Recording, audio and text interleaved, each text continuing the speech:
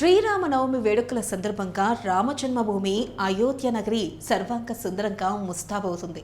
ఈ సందర్భంగా 3 రోజుల పాటు అయోధ్య రామ మందిరాన్ని 20 గంటల పాటు భక్తుల కోసం తెరిచి ఉంచాలని ఆలయ ట్రస్ట్ నిర్ణయించింది.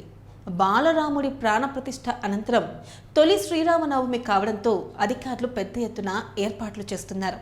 దాదాపు 40 లక్షల మంది వేడుకలకు హాజరవుతారని అంచనా వేస్తున్నారు.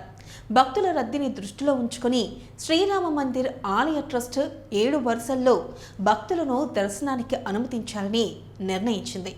ఇక శ్రీరామనవమి వేడుకలకు భారీ భద్రతా ఏర్పాట్లు చేస్తున్నారు. Nayaghat zone, Nageshwar Nath zone, Hanuman Garhi temple zone, Kanak Bhavan temple zone సహా ఇతర ప్రాంతాల్లో కట్టుదిట్టమైన భద్రతా ఏర్పాట్లు చేపడుతున్నారు.